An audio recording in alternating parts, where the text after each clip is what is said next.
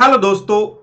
इस वक्त की सिचुएशन के अकॉर्डिंगली जो हमारे पास कह लो माइंड में एक पॉइंट चल रहा है, जिन बच्चों ने भी मतलब अभी जे जुलाई वाले अटेम्प्ट में जो एग्जाम्स देने थे, जो हमारी डेट शीट है उसके अकॉर्डिंगली, कि अब अगर हमारे पास ऑप्शन अवेलेबल हुई है कि हम ऑप्ट आउट करना चाहें तो कर सकते हैं और कुछ ही दिन का टाइम है हमारे हाथ में।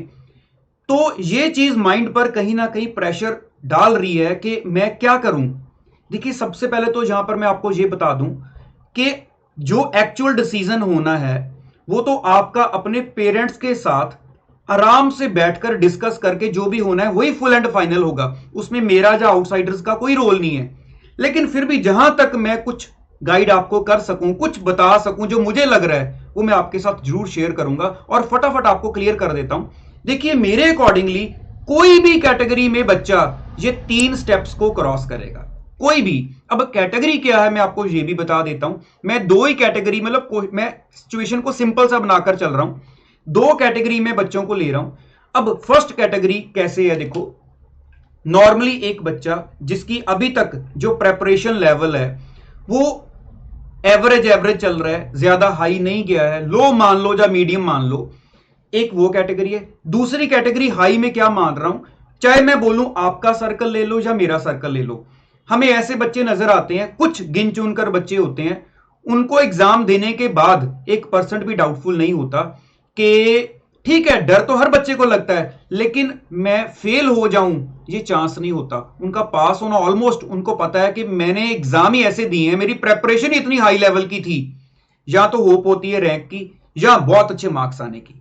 ठीक है, तो मान लो अगर मैं बोलूं कि लो या मीडियम लेवल मेरा अभी तक है, जो सीन चल रहा है, और मुझे लग रहा है कि मैं इसको एग्जाम टाइम आने तक भी हाई लेवल पर लेकर नहीं जा सकता। मींस मेरा लेवल ज्यादा हाई नहीं बनेगा क्योंकि अभी काम ज्यादा पड़ा है, मैंने पास पेपर को नहीं अच्छे से ट्राई किया है, मैं अपना टेस्टिंग नहीं कर पा रहा हूं। इसका मतलब है मैं फर्स्ट केस में फॉल कर रहा हूं। ठीक है, दूसरा केस मैंने आपको बता दिया कौन है, कि जिनको ऑलमोस्ट श्योर होता है ना। तो अगर मैं फर्स्ट केस में फॉल कर रहा हूं तो देखो, अगर मैंने ये डिसीजन ले लिया अपने आप सोचकर कि हाँ यार चलो जो भी है एग्जाम देने हैं, मैंने देने हैं, मतलब मैं अपनी तरफ से देने के लिए रेडी हूं। अब दूसरी बात है, आपको अपने पेरेंट्स के साथ तो डिस्कस करना ही करना इस बार, क्योंकि सेफ्टी के सिस्टम को लेकर भी, या फिर कह लो कि उनका भी बीच में इस बार का डिसीजन बहुत इंपॉर्टेंट रहना कि आपको भेजना है या नहीं। मान लो यहां से भी आप एग्री हो गए कि हाँ चलो अगर एग्जाम होने हैं तो हम जरूर जाएंगे, इसका मतलब हम रेडी हैं। ठीक है, अगर आप रेडी हो, देखो अब आगे क्या होगा।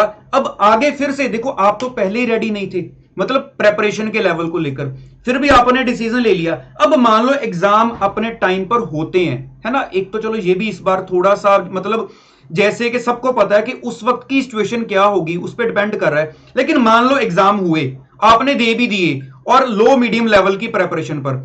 अब एग्जाम देने के बाद आप सोचो, नॉर्मली हमारे माइंड पर क्या चलता है कि यार अच्छे नहीं हुए, तो अगर अच्छे नहीं हुए तो अब मेरा जब रिजल्ट आएगा तब तक मैं क्या पढ़ूं, मैं इसको दोबारा पढ़ूं या कुछ और सोचूं। और देखो उस वक्त तो हमें सारा टाइम भी पता होता है कि इतनी डेट के आसपास रिजल्ट आना है, इतनी डेट के आसपास नेक्स्ट एग्जाम मेरे स्टार्ट होने, नेक्स्ट अटेम्प्ट आनी है, तब भी हम कितना कंफ्यूज रहते हैं। इस बार तो ज्यादा रहेंगे कि एग्जाम लेट हो रहे हैं, मान लो मेरे ज्यादा अच्छी नहीं गए, अब मैं सोचूंगा यार अब रिजल्ट कब आएगा, है ना। फिर मैं रिजल्ट की सोच में कितना अपने आप को कह लो कि सोचता रहूंगा अंदर से कि रिजल्ट कब आएगा यार, अब ये पता चले।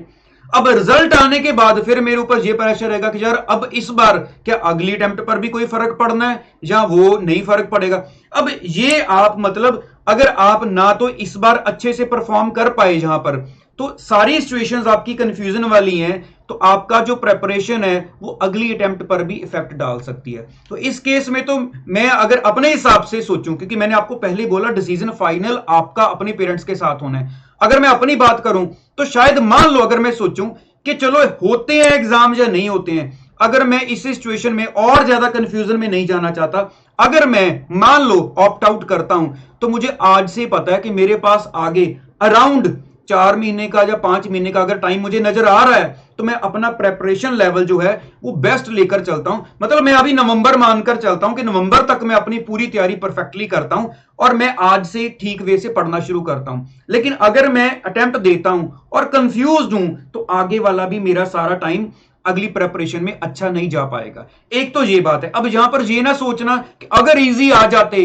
या अगर इजी आ गए, देखो जो डिसीजन लिया उसके ऊपर हमें डिसीजन लेना भी पड़ता है और टिकना भी पड़ता है, और ये प्रूव करना पड़ता है कि जो हमने लिया वो ठीक लिया था। ठीक है, एक पॉइंट ये हो गया।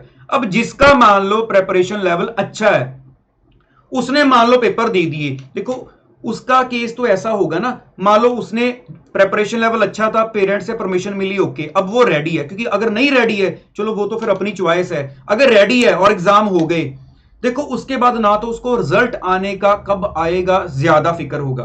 तो अगर थोड़ा लेट भी आता है, रिजल्ट आने के बाद पहले तो चांस यही है कि उसको पता है कि मेरा क्लियर हो जाना है, तो कोई इतना इशू नहीं है।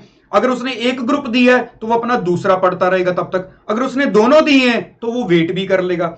और उसके बाद मान लो अगर कोई 0.1% चांस उसका नहीं भी होता है, अगर उसका लेवल हाई था ना, तो वो तो इजीली दोबारा फिर से कम टाइम में भी, अगर गैप कम मिला तो उसमें भी अपने एग्जाम को दोबारा एक बार फाइनल टच देके दोबारा अपीयर हो जाएगा और पास हो जाएगा। तो उसका जो चांस है वो ज्यादा सेफ है अगर वो दे भी लेता है। तो अगर ये वाला चांस मैं लेकर चलूं तो यहां पर मेरे हिसाब से कुछ कंफ्यूजन बाद में भी रह सकती हैं। तो इसलिए मुझे था कि मैं अपनी तरफ से जो मुझे लग रहा है कि आपको गाइड करूं, मैंने आपको कर दिया। लेकिन फिर भी बोलूंगा, जो डिसीजन लेना है आप अपने पेरेंट्स के साथ अपनी हर बात को शेयर कर लो, उसके बाद मिल बैठकर सोचकर जो फाइनल डिसीजन लोगे उसके अकॉर्डिंगली नेक्स्ट स्टेप को उठाना। लेकिन माइंड पर कोई भी बोझ ना रखना, जो लिया आपने ये सोच लेना कि मैंने बिल्कुल ठीक लिया है। जितना ज्यादा कह लो कि कंसल्ट करोगे, दूसरों से पूछोगे, दूसरों की तरफ देखोगे कि वो क्या हो रहे हैं, उतना ही ज्यादा आप इस चीज में और ज्यादा कंफ्यूज हो जाओगे। इसलिए जो अपना डिसीजन लेना है पहले वो सारा डिसाइड कर लो, उसके बाद चाहे अपने कोई फ्रेंड से या कहीं कोई सीनियर से पूछना होगा तो पूछना, लेकिन पहले अपने माइंड में क्लियर हो। तो चलिए आज इतना ही रखते हैं, बाकी कल मिलेंगे दोबारा नेक्स्ट वीडियो में। Thank you so much.